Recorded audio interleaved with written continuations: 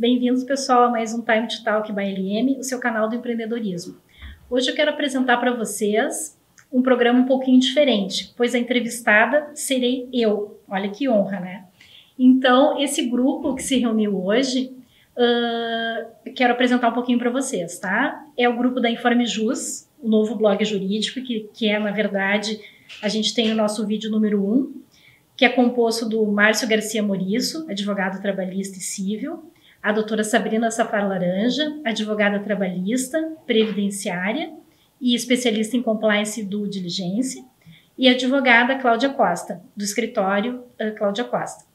Também está compondo a mesa o Dr. Paulo Cordeiro, advogado trabalhista, que, se eu não me engano, é o nosso vídeo número 2, o Time to Talk. E também contamos com a presença da engenheira química, da parte também de segurança do trabalho, a doutora Cristiane Morcock, tá? Então, desejar a vocês, né, sejam bem-vindos ao nosso canal. E vamos começar a entrevista, então, com a doutora Sabrina. Eu estou tudo também na novidade, o que vão me perguntar. Primeiro, eu gostaria de agradecer por essa oportunidade de novo, né? Eu estou aqui representando o Laranja Moriço Advogados, né? Meu colega não está aqui, e também representando a Informe Jus junto com a minha colega Cláudia, né? E primeiro, para te perguntar, gostaria de saber como é que eu queria saber um pouco mais de ti, né? Não só teu lado profissional, mas um pouco mais da pessoa da Cláudia. Ah, bem legal. Obrigada, então, né, ao Informe Jus, né, por dar essa oportunidade para mim, porque muitos clientes, muitos amigos conhecem muito sobre o nosso trabalho, mas não conhecem sobre a pessoa Cláudia, né? Então, um breve relato, assim, da minha vida, né? Eu não queria ser perita contábil, queria ser médica, né? Só para ter essa curiosidade. E não sei o porquê, porque eu respirava escritório, né, junto com o meu pai. Desde pequeno, meu pai tinha um escritório em casa. E a Laranja de Maranguelo, por isso que eu sempre friso, a gente tem mais de 40 anos no mercado, né? E sempre brincava de escritório, em casa, enfim. Bom, aí depois tentei fazer o vestibular para medicina, né? Não consegui, me frustrei, porque eu sempre fui super inteligente, aquela coisa toda. Eu era também assistente em química no colégio. Aí o meu pai disse, por que tu não tenta o vestibular no meio do ano, né? Tenta para direito é o futuro, minha filha, né? Aí eu disse, não sei direito, eu não sei se eu sou ligada muito nessa área. Eu vou tentar contábeis noite. E tentei contábeis noite porque eu queria trabalhar de dia, né? Aí tentei, comecei a fazer a contabilidade, enfim. Algumas coisas no curso eu gostava, outras não, né? Aí depois eu comecei a trabalhar fora, mas sempre eu acabava indo para a área do financeiro nas empresas, até bem curioso. E depois de vivenciar um pouco nessa parte do financeiro, folha de pagamento, enfim, eu voltei um dia, cheguei para o meu pai, né? Isso em 1996, isso eu já tinha o meu filho. E comentei, eu tô achando que eu quero ir para Laranja de Maranguelo. Aí meu pai ficou surpreso, né, na época, porque a perícia contábil, ela foi repaginando em diversas oportunidades, às vezes tendo um mercado bom, às vezes não tão bom, né. Na época, em 96, foi a parte que o Brasil estava vivendo também uma outra novidade, né, de governo, enfim, não estava muito bom para as perícias na época, eu me lembro. Mas o meu pai me abraçou na hora, estamos lá, vamos pegar junto, né? Vamos tu mandar os teus currículos, tentar ser perita do juiz, assistente, enfim, né? E assim comecei a trilhar meu caminho. Desde 96 estou na área da perícia e apaixonada pelo que eu faço. Cláudia da Informe Jus. Quero primeiro agradecer a Cláudia pela oportunidade de estar aqui novamente, é um prazer pra gente. E eu queria saber quais as áreas, Cláudia. Fala pra gente quais as áreas que tu atua com as perícias. Bom, eu atuo na área trabalhista, tá? Como eu tinha comentado um pouquinho, né, da minha carreira anteriormente. O carro-chefe da Laranja de Maranguelo por muitos anos foi a trabalhista, certo? Aí depois eu comecei a me aventurar na parte civil. E depois também na parte previdenciária, justamente quando teve aquela parte que no fim não deu certo sobre a desaposentação. Mas, enfim, a gente também atua nessa parte. Nas três áreas. Uhum. E como é que funcionam as perícias nas áreas? Em cada área, como é que funciona? Certo. A gente, especificamente a perícia, tu pode ter diversas atuações, né? Tu pode ter nomeação do juiz, né? Tanto no trabalhista, no previdenciário ou na parte civil, né? E também na parte de assistência. Aí a assistência pode vir direto das empresas, como também pode vir direto dos advogados. Sim. Né? Então as pessoas que te contratam, além dos advogados, pode ser indicação pelo juiz, é isso? Quem é que te contrata? Isso, aí pelo juiz. Aí tu tens que te inscrever nas varas, né? De repente, às vezes a vara te dá uma chance, né, de conhecer o teu trabalho, e conhecendo o teu trabalho, se o rol, né, da vara não estiver completo, aí tu vai começando a ter as nomeações. Sim. Né? O que é importante sempre cuidar da ética, né, já que a gente está com o Paulo Cordeiro aqui na mesa, né, a gente tem que comentar da ética. A gente pode, os peritos, tanto ser nomeados pelo juiz, como também trabalhar como assistente, mas cuidando da ética no seguinte sentido: eu trabalho para uma empresa X fazendo assistências. Se caso eu for nomeada como perita do juiz, porque muitas vezes o juiz não sabe quais são as empresas que eu estou assistindo, eu tenho que me dar por impedida. Sim. Né? Então, tu atuando nessa parte da ética, efetuando essa separação, tu pode trabalhar tanto como assistente reclamante, de reclamada, e como perito do juiz, não tem problema. Ótimo. Então agora vamos para as perguntas do Dr. Paulo Cordeiro. Muito prazer estar aqui contigo, com as nossas colegas aqui, com a minha amiga Cristiane. Então vamos para a minha área. Cláudia, que é minha parceira do escritório, faz os nossos cálculos periciais, né? Sim. Me conta um pouquinho como é que ficou depois da reforma trabalhista, como é que está tudo isso para ti. Certo. Nossa, complexa essa pergunta, né? Mas vamos lá. Bom, antes teria que dizer, antes da reforma trabalhista, vamos dizer assim, um ano antes, porque antes de um ano da reforma, todos os advogados e peritos já estavam sofrendo, vamos dizer assim, né? Esse sofrimento gerou o quê? Muito estudo pela parte pericial e pela parte dos advogados, claro, gerou crises existenciais, né, na gente, preocupações, por óbvio. Mas por também a gente ser um canal empreendedor, a gente sabe que todo advogado, e tanto os peritos, o quanto a gente é empreendedor e a gente se vira nos 30, né? E esse assunto começou a cada vez ficar mais sério, a gente achou que realmente a reforma não vinha, mas veio.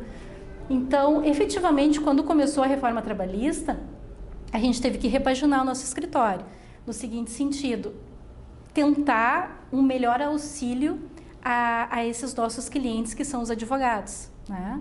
Então, especificamente, o artigo 840 da CLT, né, para os advogados reclamante, né, com as suas iniciais. Então, antes da gente... Porque a gente começou a tatear, né? A gente, na verdade, não sabia como é que seriam esses julgados, como é que ia ser recebido, mas a reforma, ela estava aí e a gente tinha que começar a utilizá-la. Só esclarecendo, né, o 840 é que manda liquidar. A princípio seria uma liquidação dos pedidos, né?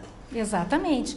Então, a gente primeiro fez uma formulação na nossa petição, colocando para o meritíssimo que esse advogado doutor não podia ser lesado e sofrer aquela sucumbência se ele não tinha posse daqueles documentos. Então, primeiro a gente começou a trabalhar, então, fazer, entre aspas, né, liquidar esse processo, mas era uma estimativa.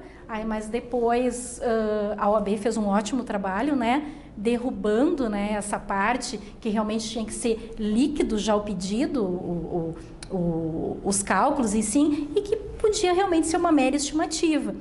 Mas o que eu achei bem interessante para os meus clientes, que depois que a OAB lutou, né, para os seus advogados referente a isso, né, e também para os seus clientes, a gente continuou no escritório fazendo esse pedido de uma forma cautelosa, né, porque a gente viu que ajudou nas ações. Antes, quando a gente colocava lá na inicial, vamos por hora extra, 50 mil ou 5 mil, enfim, a gente não tinha uma base de onde foi tirado. E por mais que a gente não tenha os documentos, a gente tem a entrevista do autor. E dessa entrevista a gente vai transformar isso impedidos, né, o advogado, e o perito ele vai fazer essa leitura dando os números para isso, mas na forma estruturada de demonstrativos. Então, quando chega efetivamente na frente do juiz, ele vai ver que aquilo foi pautado por um profissional, aquilo não são aventuras jurídicas, né? E, ao mesmo tempo, para o lado da reclamada, a mesma coisa. Agora, a contestação não pode ser aquela contestação leviana, né, que a gente chama assim, não, foi pedido isso na inicial, mas realmente, conforme os documentos juntados, isso não existe diferença. Não, a 840 da CLT também modificou a contestação. A gente vai ter que, na verdade, aí sim, na contestação, isso eu acredito que é uma posição da Laranja de Maranguel, a gente tem que fazer efetivamente uma perícia. Porque a empresa tem todos os documentos. Então, eu posso fazer os 5 anos de cartão de ponto, analisar com os contra-cheques, enfim, para tentar fazer essa inicial sem procedente. Ou realmente demonstrar quais são os pedidos ali que estão certos, né? Então, isso é um exemplo, né?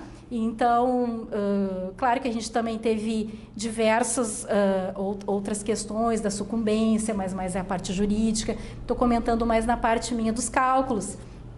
A outra questão também da quitação anual, que o nosso escritório não acredita que isso ajudará as empresas. A gente acha, assim, que a reforma trabalhista ela veio para trazer mais insegurança jurídica, certo? Porque muitas empresas elas estão adotando de uma forma muito leviana, vamos dizer assim. Não, agora todo mundo pode ter banco de horas, todo mundo pode ter quitação anual, mas não é numa forma prática, num desenvolvimento contábil, vamos dizer assim. Simplesmente a quitação anual, que já passou por mim, de empresas que colocam só o nome das rúbricas e os valores. Mas não é isso que diz o artigo da CLT. Tem que ser realmente demonstrada como aconteceu, né? E vocês advogados, né, melhor do que eu, né, sabem que se isso acontecer, vocês entram com a parte da coação, né? O autor, o reclamante assinou isso aqui, porque senão ele poderia ser demitido, né? Então, esse é um exemplo que eu acho que a quitação anual, ela, por mais que tenha empresas que estão, né, tentando surfar na onda, né, da reforma trabalhista, isso não vai vingar. E, infelizmente, isso vai prejudicar não os grandes, e sim os pequenos e os médios, né? Essa é a nossa visão. Eu até poderia perguntar mais, mas foi extremamente completo, muito bom, obrigado. Tá bom, obrigada. Então tá, vamos continuar então nessa nossa rodada de perguntas com a doutora Cristiane Mor Koch, né? Engenheira química. Isso. Eu gostaria de saber, primeiro eu queria agradecer a oportunidade, principalmente por compartilhar o conhecimento com todos nós, né? Então, nós estamos em 2019 e isso vai longe, né?